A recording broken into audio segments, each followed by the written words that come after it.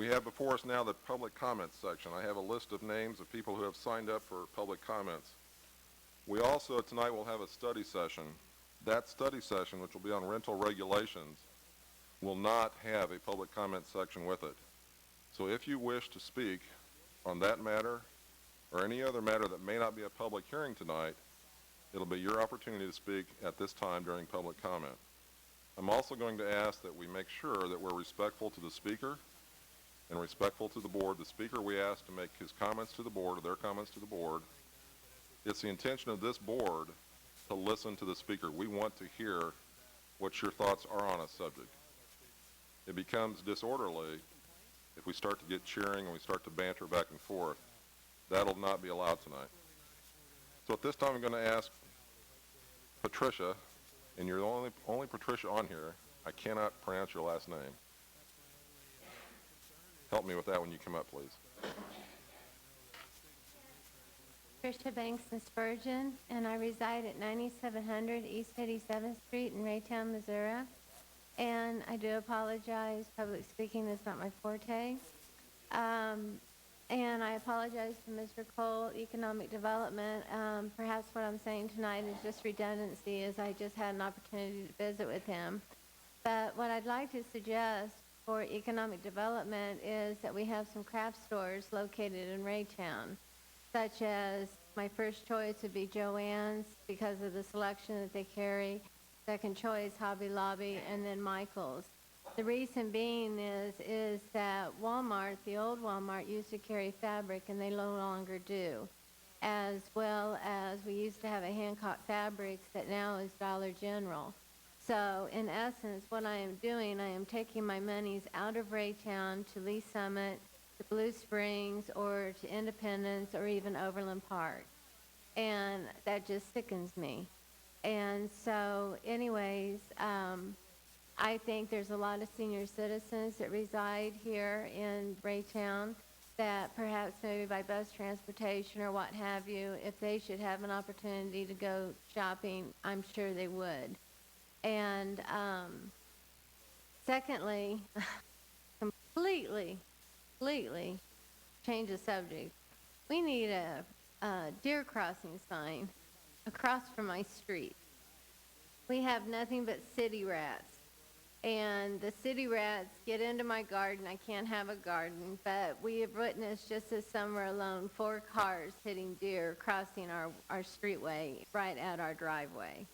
And so if we could have that on one side of the road, that would really be helpful. Very good. That's all I have to say. Okay, thank you for coming out tonight. Uh-huh. Next we have Ann Nickel. Hopefully that's correct. How about an Ann? Is there an Ann in the audience that lives on 5420 Blue Ridge Cutoff? Okay, fine. Then Gary Ball is next.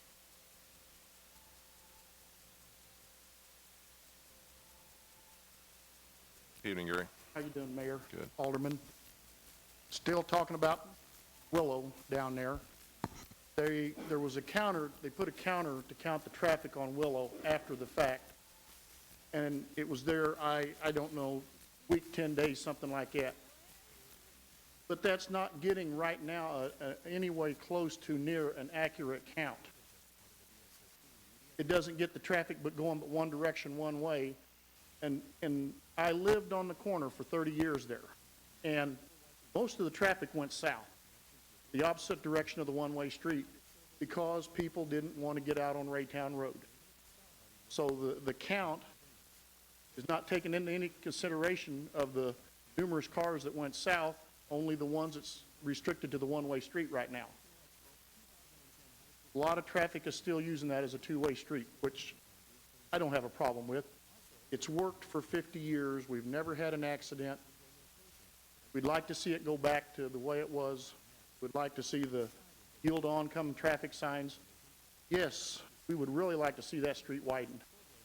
You know, we've got, I don't know who can tell us, but about 85% of that street is a 16-foot right-of-way. It's worked for 50 years at 11 and 11 and a half foot wide. I know 16 foot is not what supposedly is supposed to be a new street width and everything, but it's worked for 50 years at 11 and a half foot, 11. Add another 6 foot to that, or 5 foot to that, that'd be like a really good thing. So it's really affecting the neighborhoods, getting to this pool, the church, the parks, the neighborhoods north and south, and we still haven't heard a whole lot from anything or anybody about it. Thank you.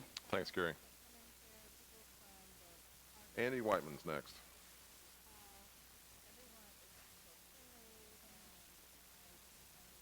Evening, Andy. Good evening, Mr. Mayor, Board of Alder people. I looked at the web packet last night. I noticed Bethlehem is allowed 15 minutes to make comments on rental property, but it really didn't state what you were going to propose. Also, the map is so small, very few of the streets are named, it's impossible to find anything on there. I asked Bethlehem about it. Our city attorney said, you're not supposed to find your house. Now, if I'm not supposed to find my house, why did you put that map there? Isn't that for people to read? So what on earth is it for? Now, as far as the rental property is concerned, I have heard in the Raytown report that businesses are having difficulty moving to Raytown and having to jump through all the hoops. If you start regulating rental property, it may be hard for landlords to jump through these hoops and meet and comply with your regulations or your taxes or whatever you're going to require, which was really not stated. And it might be the fact that there are people who have vacant houses, like myself, I'm moving. Most people, after they move out and their house is for sale, they'll rent it, so it won't be vacant. Now, who wants to go through all the hassle of getting a permit, getting inspections or whatever's necessary to rent a house? You may just be increasing the number of vacant houses by doing that. Also, it was stated that one city had a rental tax. That may make that may just make rent too high, and people in apartments may move out. And actually, with whatever you may require, I don't know what it's going to be, landlords very well could raise their rent, which would cause vacant apartments, vacant houses, so you could be adding to the vacancies. I'd like to hear what Beth has to say and see what the ideas here are, but one thing about an ordinance is, to be a good ordinance, it must be reasonable and it also must be enforceable. The question I will have is, you've written so many ordinances that aren't enforced, you intend to enforce it. Do you have a barking dog ordinance unenforced? You have a boombox noise that's unenforced? That's one I'd really like to see enforced. City could make good revenue enforcing that. Also, you have a city administrator who by ordinance was required to live in the city. He's received 2 waivers of 3 years each. The first one I thought was for a good cause, but now he's violating the ordinance. He's not living in the city. So do you intend to enforce your ordinances or not? Thank you. Thanks, Andy. Our good friend Michael Downing.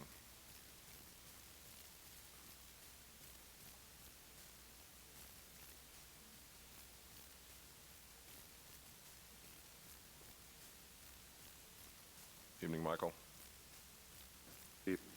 Michael Downing, 9300 East 65th. I am a landlord, and I don't have a problem with reasonable regulations. In fact, it could save me some of the problems I had in the past. The city didn't know where to get the letter to me. The tenant was supposed to mow the lawn. I find I got $200 or $300 added to my property tax bill because they sent the letter to the tenant, and of course the tenant who wasn't mowing the lawn didn't tell me that the city was upset with me. So if we actually had people, landlords, registered and knew how and gave the city the way to contact the responsible party, that would actually have been a benefit for me in that situation. As far as the cost, the regulation raising the rent, well, I would rather have, since I live in this community, I would rather have better quality rental units at a higher price than Raytown becoming the place where it's the cheapest rent you can find in the metro area. You know, it's reasonable regulation doesn't seem oppressive. Being able to find who owns and who's the responsible party, being able to notify them, and making sure that the buildings live up to code. You know, I don't think a lot of the landlords here, if you craft this well, will be upset either, because these are probably, you know, not the problem people. The problem people probably live 500 miles away from here and could care less about their property. And it's a sad thing that we have to make laws to regulate the bad behavior of a small minority. But that's why we have so many business regulations, is 2 or 3% of the bad landlords or bad bankers can mess it up for the rest of us. Anyway, I'm curious to see what the regulations will proposed are, because I really can't comment pro or con on whether I like them till I actually see them. Anyway, reasonable regulation, no problem. Just don't charge us an arm and a leg or make us have, you know, $100 inspections every 2 months, okay? Thank you. Thanks, Michael. Next, we've got Gary Kanabe.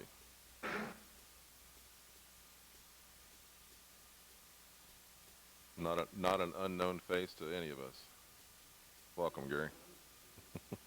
That's a double-edged sword. Greetings, Mayor and council members. I'm here to speak about the renters. Just from what I've heard, I think you're entering into a very prejudicial area unless you can ensure that you're going to regulate all rental property, and I really, really, really doubt you're going to be able to do that. I know there's 4 rental properties that Jim Azier doesn't know of that you can throw a softball to his house, that I know of. It's going to be, you know, what's good for the goose is going to have to be good for the gander. So if you're going to regulate one, you're going to have to regulate all, and that is going to be extremely hard to do. The market dictates property values as far as the rentability and how much you can charge. You know, if you've got a good piece of property, you can get a decent rent for it. If it's run down, then you know what? Codes needs to take care of that situation. The next negative, and I think is probably the most important, is it adds another layer of bureaucracy. You're going to have more payrolls, more vehicles, more reports written and read. In 2 to 3 years, you'll not be able to understand how you live without these people. And all you've done is created a job. The tail is going to wag the dog. So I want you to really seriously consider this. I know independents tried this with the main reason that they put in their ordinances was to eliminate a lot of the meth problem that they had there. I couldn't tell you how successful it was or it wasn't. I do know that as it stands right now, 25 to 35% of the population of the United States rents property for whatever reason. They don't want to own property. They can't afford property. I have no idea why. I mean, there's so many reasons, but 25 to 35% will not and never will own property. So are we going to put an additional burden on, because it's going to be a pass-through. If there's any charges to this, it's going to pass right through to the people who rent the property. I mean, as a landlord, I can't do anything else. I can show you my bank statement or my tax returns for the last 5 years on my rental property, show you just how much money is in that business. So, one last thing, you might want to ask the folks at Boeing if every idea they ever had got to the end of the runway.